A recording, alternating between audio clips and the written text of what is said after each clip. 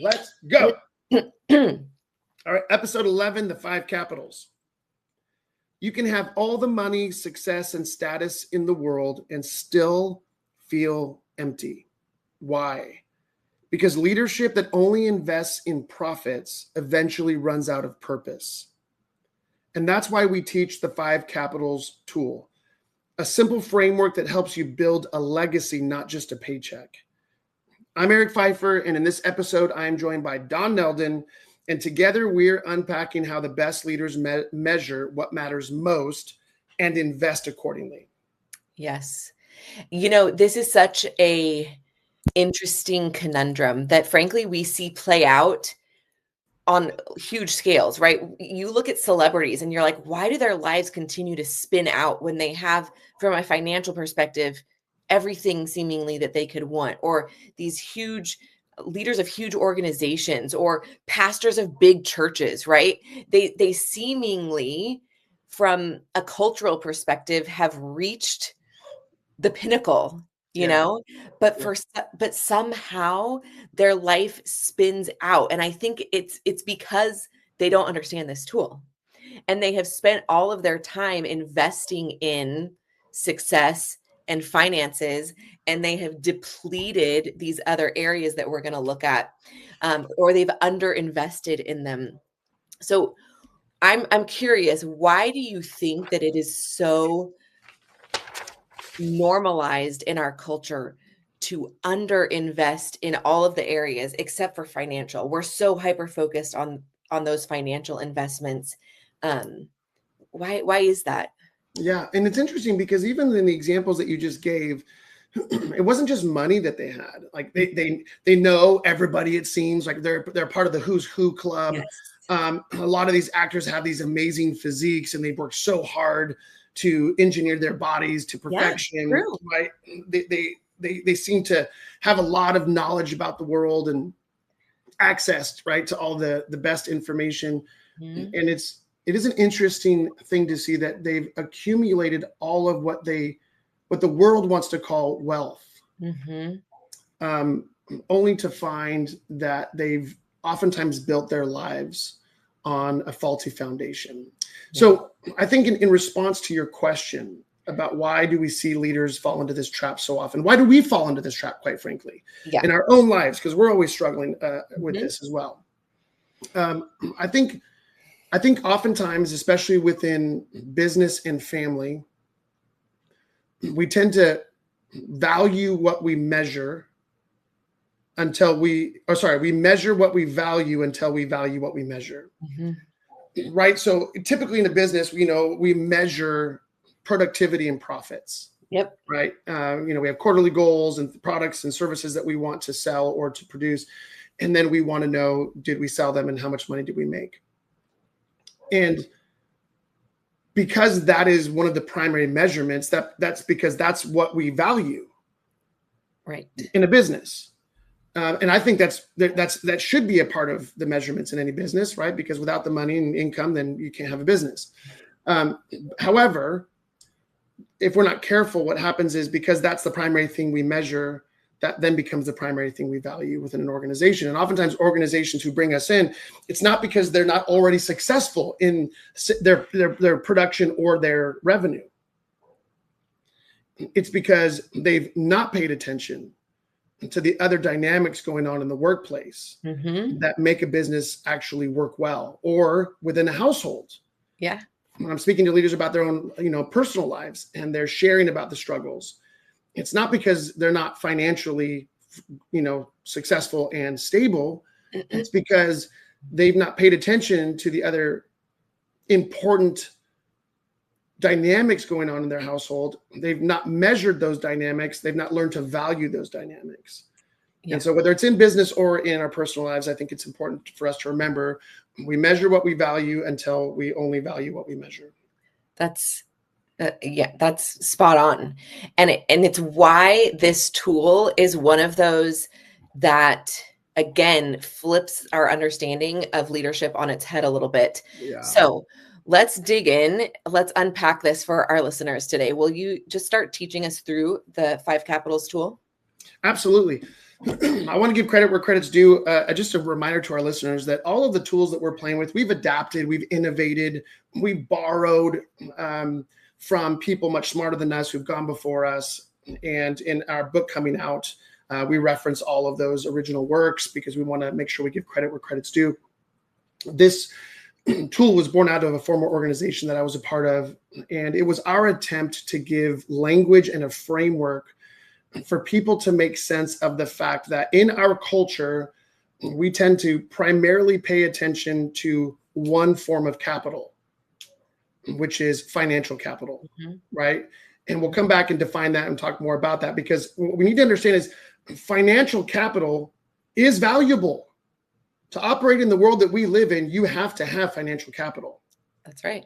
The problem is that we are short-sighting ourselves because we're not paying attention to the other four capitals that we are every single day growing, trading, investing, whether we feel rich in one of these capitals or whether we feel deficient or depleted in one of these five capitals. There are actually five capitals that every single day we as human beings in every area of our life are working with. So if we're only thinking about financial capital, we're selling ourselves short. So the five capitals tool basically gives us a simple list of the five capitals that we are, every one of us, trading, growing, investing every single day. So let me first define these five, list them and define these five capitals in terms of, we want to talk through the language of currency because we're going to use the financial metaphor. I think it'll help us understand the value of all five of these capitals. So the first capital we're going to unpack is vision capital, right? Which is right at the top of our list. And again, we'll come back and explain that more. Vision capital is defined through the currency of significance and purpose, right? And so when you ask people, help me understand what makes you significant. Where do you derive or draw your sense of significance from? What is your purpose? Right? Most of us are operating from a mindset where we just kind of feel like one more human being on planet Earth. We're born, we die, and maybe we do or maybe we don't make much of a difference. But the reality is every single human being has significant influence. Like think of throwing a stone in a pond and the ripple effect. The ripples go out, for a long way. And I think sometimes we short ourselves from understanding that our lives matter. I don't care how old we are, what role we are, where we came from, what we inherited, what we didn't inherit, whatever our station of life is, whatever our age, whatever our place in the world. Every single one of us as human beings has significant value, importance, because we all have significant influence. Now, we have to choose what we want that influence to be, whether we want to operate from a position of significance or we get to choose insignificance, but also what is our purpose? Why are we on the earth? What are we fighting for? Are we fighting for something bigger than ourselves? Are we a part of something bigger than ourselves? So traditionally, people will derive significance and purpose from different forms of religion, spirituality, family tradition, heritage, from a sense of nationality, a lot of different ways that people can draw significance and purpose. But it's really important that we ask the hard question. Where do I derive my sense of significance from? What is that? And what is my purpose? There's a reason why Rick Warren, a well-known pastor out of Orange County, wrote a book, years ago that sold, I don't know how many crazy millions of copies. Yeah, it was just crazy. And why? It was called The Purpose-Driven Life. And it didn't matter what your background or your faith affiliation was. People bought that book in droves because deep within human beings, there is a desire to want to connect with or reconnect with our sense of significance and purpose. Why am I here and what am I fighting for? So that's vision capital, the currency of significant purpose, significance and purpose. Say that fast 5 times. Significance and purpose, significance and purpose. The second capital on the list is relational capital. This is measured in friends and family. And not just how many people, do you have in your contact list or on your speed dial. We're talking about the quality of relationships of our life through the lens of friends and family. And the way that I talk about this is the deposits that we are making in others such that we can make a withdrawal. Yep. Right. You and I have been both married for, not to each other, but to other partners for many, let's get that straight on the call. That's right. For many years. And we know the experience of when we're not investing in the other party, that it makes it difficult to make a withdrawal. Right. We know that when we're not investing into coworkers, into the relationships, that it becomes more difficult to make a withdrawal. So for example, we worked with an incredible company, this executive team, that when we jumped into working with them, man, they were siloed, fractured, they were withholding information, they were all territorial. Yeah. They did not want to help each other out. Why? Because they had spent years probably not investing appropriately into the relational capital or the relationships with one another, such that they could no longer make withdrawals from each other. Trust broke down, communication broke down. And so relational capital is basically measured through friends and family, the quality of those relationships, such that we can make withdrawals because of the deposits that we've been making. So third capital on the list is physical capital, and we measure this through the currency of time and energy. Now, let me explain this. Everybody has 24 hours and 7 days in a week. We do. But we don't all leverage that time the same, right? That's right. And we'll come back to this conversation around what's our investment strategy. So everyone has 24 hours and 7 days. Energy is about the energy that we have to bring to our days and to any situation. And so we talk about, when we're staying up late, when we're abusing, alcohol, when we're, burning the candle at both ends, when we're constantly on the road and not sleeping well, whatever the case is, we have to pay attention to what is the level of energy that we're bringing to life, right? Because what we're really talking about through the lens of the 5 capitals is we're talking about a life investment strategy, not just a financial investment strategy. So we got to think about that bank account as well, our physical capital. Now, let's talk about the next one on the list, intellectual capital. Intellectual capital is measured through the currency of knowledge, information that we've accumulated and acquired through classic education, books, podcasts, YouTube videos, whatever. And know-how, knowledge and know-how. So it's not just about the information we've accumulated, but the skills that we've developed. And that is a currency. And again, a currency is amazing because it has value and it's something that we can leverage, barter, trade with through the different experiences of our life. For example, right now, I am leveraging my intellectual capital of this tool and what I've learned about these 5 bank accounts in our lives for our listeners. The 5th and final capital on the list is financial capital. It does belong on the list. Money is not evil. How we use money can be evil, or how we view money can be unhelpful. Financial capital is very simple. Most of us have spent a lot of years thinking about it. And playing with it. It's measured through the currency of cash and assets. So money in a bank account, or the assets, the things that we own or have ownership in that we could, if we wanted, liquidate back into cash. Boats, cars, homes, bicycles, snowboards, and the list goes on and on. Any possession that we have some kind of ownership of, it becomes an asset for us that is a currency that we can leverage.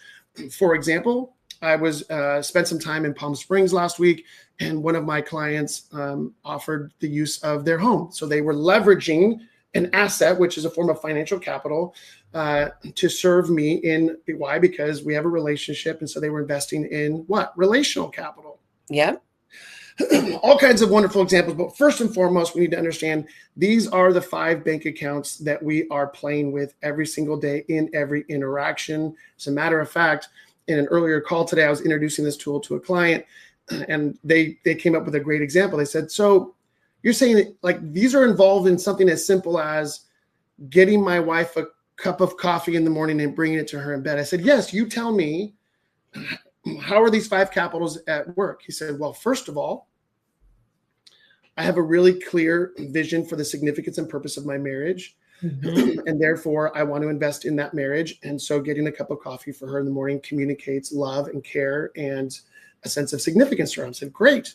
He said, relational capital. Well, I want to invest in that relationship because I do want to be able to make a withdrawal. at some point in that marriage, right? Whether it's asking for her help or wanting to be intimate or wanting to partner in some other activity. Then physical capital, he said, it took me time and energy to go to the kitchen and to actually retrieve the cup of coffee. I said, great, you're on the right track. Intellectual capital, he said, well, at some point I had to learn how to make the coffee, even if it's as simple as making it a Keurig. Like you had to learn how to use the Keurig machine, right? Mm-hmm. And then last but not least, the financial capital. At some point, they had to buy the machine and the coffee grounds or the pods or whatever it is they use to make coffee. I know my pour over friends right now are going, talk about pour overs. That's the best. Whatever it is, we had to spend money at some point to acquire these tools so that we could leverage them. That's right. So in a very simple example of something we do in life, we are constantly leveraging, investing, or growing these different bank accounts. And so, but here's the thing, because what we're talking about is a life strategy. So like I said earlier, when we think of wealth, we tend to think of wealth through a very narrow perspective of how much money or cash and assets do you have? And I don't think that's completely wrong. I just think we're missing 4/5 of the conversation. These other 4 capitals deeply matter. Why? Because nobody on their deathbed is overly concerned about their bank accounts. What are they concerned about? The relationships of their life, the legacy that they're leaving to their kids, their spouse, their extended family, to their business, whatever it is, right? I tell people all the time, if you're really, really sick, then again, you can't do anything with that money except maybe go find a doctor. So we're constantly trading on these. And what we want to make sure is that we develop a very clear ROI of what a wealthy life looks like. Mm-hmm. And a wealthy life is where we are growing and investing all 5 of these capitals such that we are getting the return in the different areas of life that we desire. So the first order of business is to recognize that we need to develop a clear ROI in our marriages, in our families, in our businesses, in our friendships, in every area in our physical health, in what we want to accumulate in terms of our knowledge and know-how. We've got to develop a clear ROI. And then we can reverse engineer and ask the question, okay, how do I now work with these different bank accounts to invest toward the ROI that I'm seeking? It's no different than if we just break it back down into financial capital. If you want to retire, what do? You get a financial advisor and they start helping you think through what are you making and how can you grow these accounts, financial accounts, and what are you investing long-term so that you are prepared for retirement or for your kids' college fund or to buy that vacation home or to go on a vacation or, to get that new car, to make repairs, to do whatever. Yeah. And I think that what's happened is in our culture, we have primarily thought of this through the lens of finances. And I think we need to start broadening that to think through all 5 of these bank accounts. What is the clear ROI we want? What's our investment strategy? How do we grow and leverage these accounts or these currencies so that we are getting the results we want? Because more often than not in life, and people hate hearing me say this, but it's absolutely the truth. More often than not, we are getting out of life in the long run what we are investing into it. And so we need a clear investment strategy through the lens of these 5 capitals. So before I jump into a few other things that our listeners need to hear, Dawn, I want to just pause here and just hear what's kind of popping for you. Yeah, I think as you were describing those, something that came to mind was that many of these all of these capitals, let's say, we don't pay attention to them until we are maybe bankrupt, until it becomes right. Our physical capital, we take for granted that we can get out of bed and go about our day until something happens and we can't do it. And we realize we wasted all this time. We kept making withdrawals unaware that we weren't leveraging, we weren't investing properly to be able to make those withdrawals. Right. Same thing with relational capital. I've seen so many people, the epidemic of loneliness in our culture is because people come to a major point in their life where they need to make a relational withdrawal, but they have not invested in relationships. So when they look around and they need help, there's nobody there to help them. Oh gosh. And just like we develop a wise strategy with trusted people to help us build financial wealth, Yeah, we need to develop that same strategy for all of these other areas of our life. Because like we've been saying, you can be rich and not have a life that feels rich. that's right. Those are two different things. And when you look at so many people in our culture, that's the problem that they're struggling with. How have I achieved all of this and my life still doesn't feel rich? That's right. Yeah. So we have the privilege of, and I'm not going to name any names, we have the privilege of working with the owners of a professional sports organization here in the States. And what blew me away is when this owner, the majority owner, he invited me into a meeting, and this family is worth billions of dollars, which that's all public information. But he invited me and he said, "Hey, I want to ask for your help," which is really interesting. So think of it like we go to a financial advisor to help us to figure out what we want to do with our finances so we get what we want. And he interestingly said, "I've got these amazing sons who I want to make sure, because they're going to be stewarding our family assets, into the future. I want to make sure that they know how to operate really well, that they have a really clear sense of where they're going, what they're trying to accomplish, how to partner together, how to leverage their time, energy, and resource to get what they're running after. They need to, where do they need to grow in terms of what they understand, their knowledge base, and these different, the different assets that the family owns, and in how to leverage the finances." And without him even understanding or knowing this tool, he was essentially saying, "Would you be a wealth advisor for our family? Yeah. Would you help us consider just beyond the finance? Because we have plenty of money. We got it's fallen out of our ears.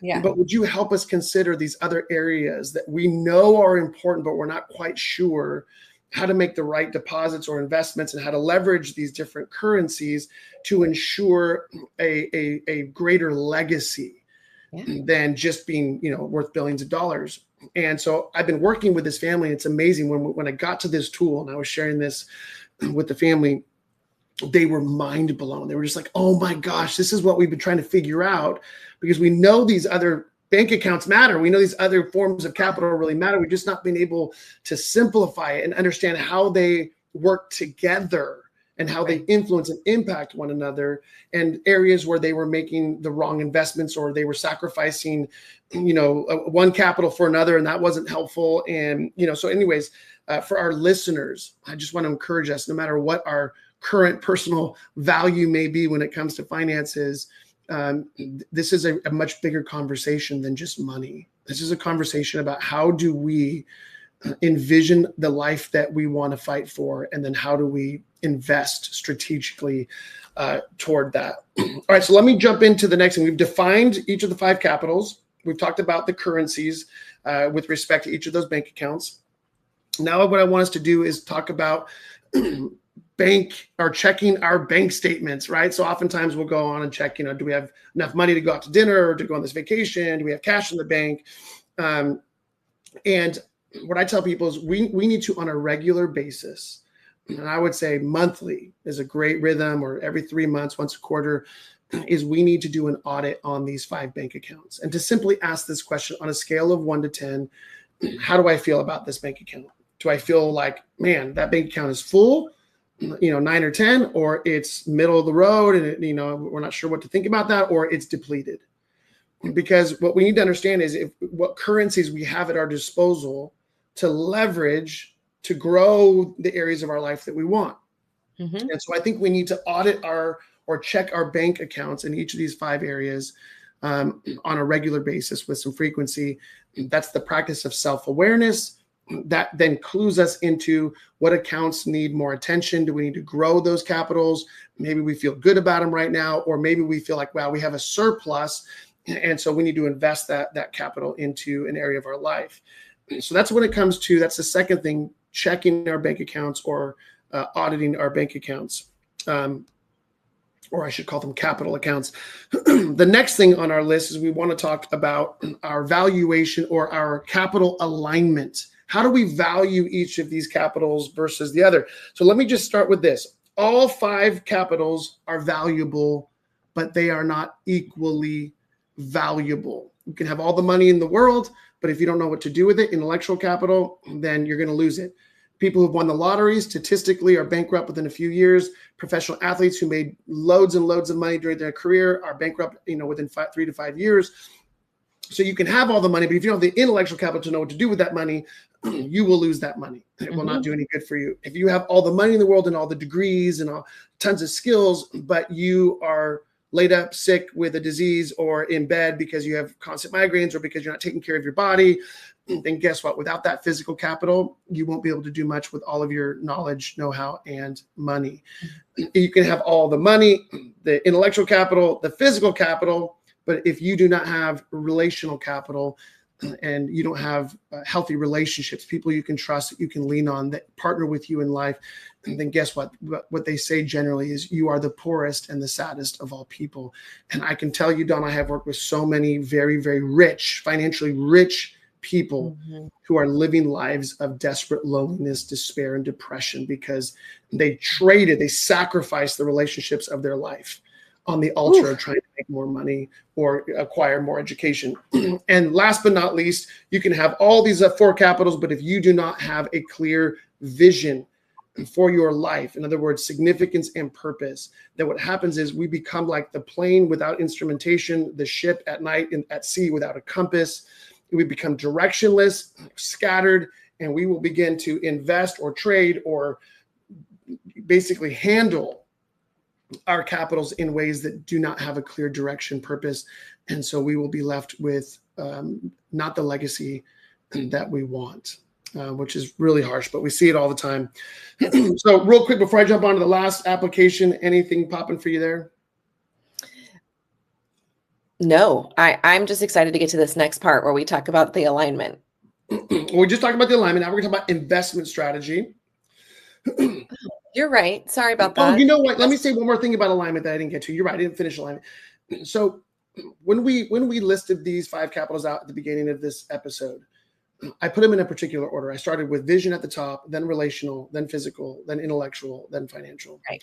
And when we ask people, the prevailing culture of the United States, if you asked people generally to prioritize this list from top to bottom, which capitals are more valuable than the next, what we generally hear is people will put financial at the top, then they would put intellectual, and then they would put physical, then they would put relational, and then they would put vision capital at the very, very bottom.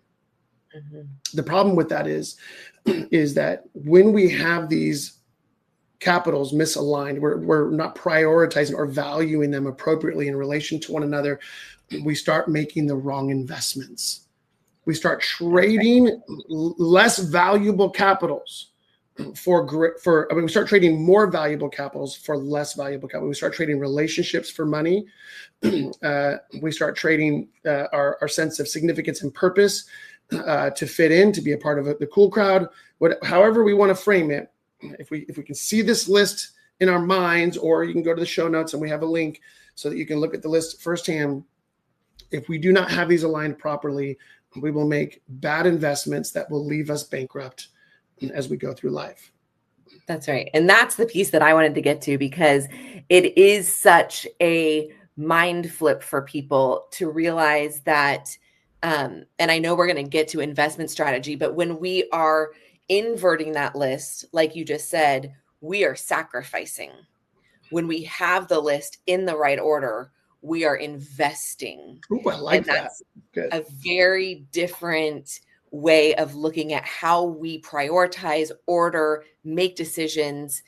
Things become much more clear and everything starts to work together in a much more symbiotic way than the normal way that we do it, which just feels like we're depleting, we're making withdrawals, we're sacrificing. Yes, absolutely. I couldn't agree more. So on to our last point of application, our investment strategy, right? And of course, in our book coming out, that is actually, now we have an official title, Upgrade Your Leadership.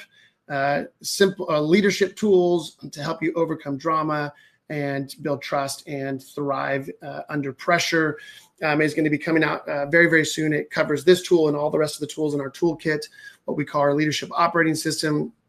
And you're going to have more information than you can handle. We also have all this stuff in online courses. You can go deeper. Right. But for today, for this session, let's talk about our investment strategy. There are two things we need to think about when we think about our investment strategy. Number one, it is always in our best interest to trade the less valuable capitals for the more valuable capitals. Yes. Right? So think about it this way. If the list is from top to bottom, vision at the top, financial at the bottom, the way we first listed it out, and then I want people to remember this. To trade up is always right. To trade up is always right. And the reason is because we want to accumulate the more valuable capitals, because those more valuable capitals can, in fact, be traded for the less valuable capitals. Let me give one simple example. So I invest in my clients, not just intellectual capital, but I invest a lot of relational capital. I get to know my clients. We become friends. We spend a lot of time together processing deep and meaningful things across every area of life. And so we develop relationships. And guess what happens? Very often, these clients who are much richer than I am in financial capital have a bunch of toys. And so guess what they want to do? They want to share their toys with me. They want to take me out on their yachts. They want to take me on their planes. They want to make sure that I, am taken care of. They want to lend me, like I said earlier, their vacation homes. They want to connect me with other people. They want to invite me into their social circles. Why? Because we've built this kind of trust, and their way of wanting to return the favor of what I've invested in them is they want to share with me the things that they've been able to accumulate. And so right now, what we're seeing is in that story that I'm actually not in any manipulative way, but I'm actually in that moment trading the relational capital for financial capital that I couldn't afford. I can't afford a yacht or a lot of the toys that these folks have, but I get to trade the relational capital, which is more valuable, for the financial capital, right? I get to learn from my clients. That's intellectual capital. Things that I would never learn if I wasn't working with them and they didn't trust me. They share with me their business strategies, ideas. They share with me their innovations. They're kind of giving me a sneak peek behind the veiled curtain of what they would never share with anybody else. I get access to the intellectual capital that they've accumulated. Why?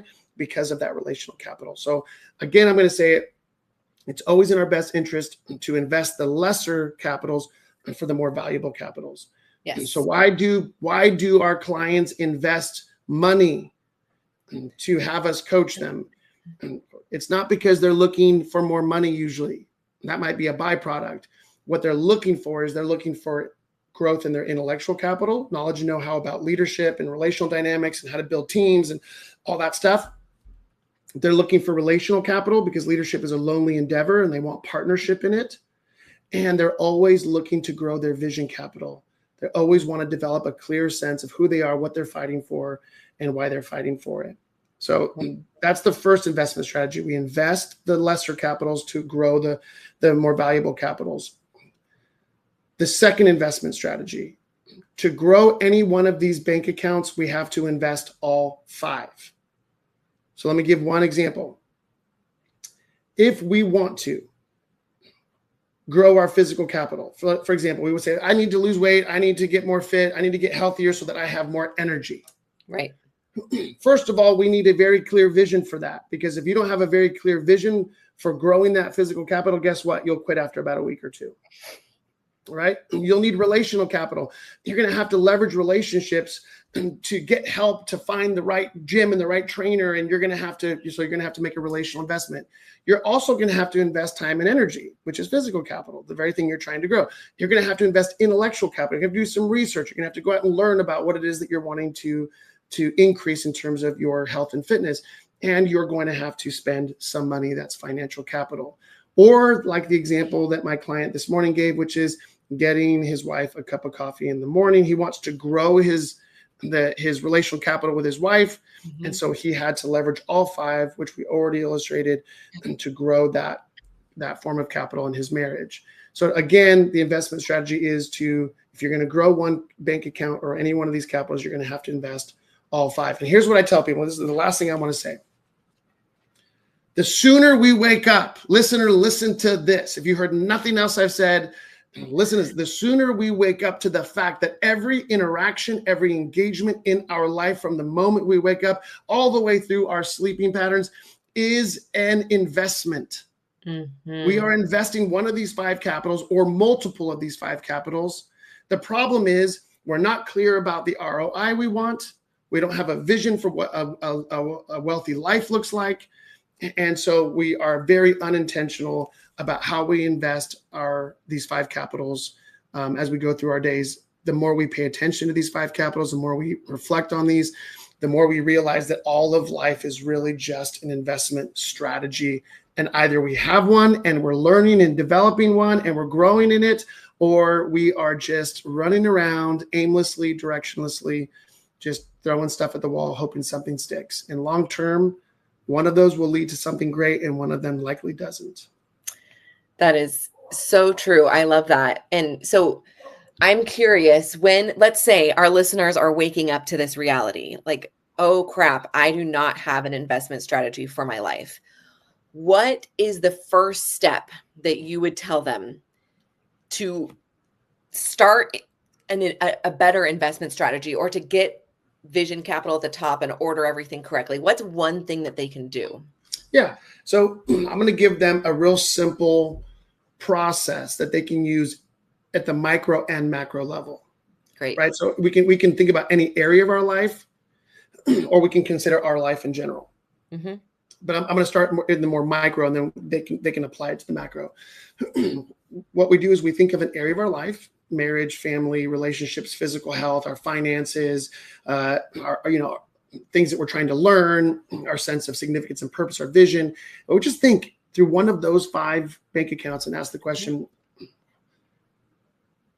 where am I getting what I want out of life?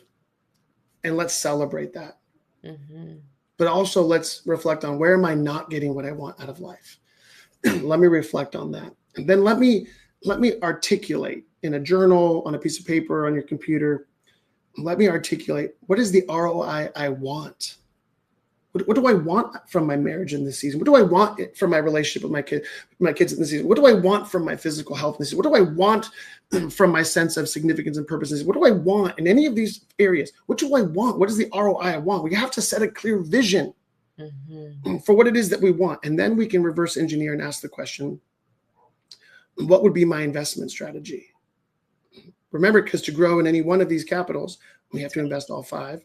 Mm-hmm. And then what we do is we can go from there, reverse engineer again, and say, okay, well, how are these bank accounts doing? What's in each account? Do I feel like I've got a lot? Or do I have a little? And then what we can do from there is say, okay, well, based on what I have to work with, I can start working an investment strategy towards that ROI. But I also have to consider, do I need to grow any of these accounts so that I have more to invest? Right? And then that usually begins to clue us into, we start to then become aware of the investment strategies that we're currently employing, usually subconsciously. Mm-hmm. And then we can ask the question, do I need to recalibrate any of these so that it better fits the direction in which I'm trying to move? I love that. I think that's a great challenge for our listeners this week, is to just take stock of your accounts and consider your investment strategy, kind of bring it from that subconscious level to the conscious, intentional level. Yeah. So any other thoughts on that? Nope. I think we've given plenty for our listeners in this so much in this episode. I know. So next week we are closing out this series with our final tool, the radical minimum standard, because every culture drifts, even the best culture. If we are not holding a standard, it drifts unless we anchor it. And the radical minimum standard is how we teach our leaders to anchor their culture, their workplace, their own performance. So if today's episode helped you rethink what really matters in your life and leadership, we would love if you send it to somebody that could also benefit from this, if a specific leader came to mind. And don't forget, in our show notes, we have a free course for you, the 5 shifts to become the leader that you wish you had, all of the information, as well as our diagrams for each tool are available in the show notes. And we thank you for being here with us today, because the best leaders, we want you to remember this, don't just build careers, they build lives that really matter.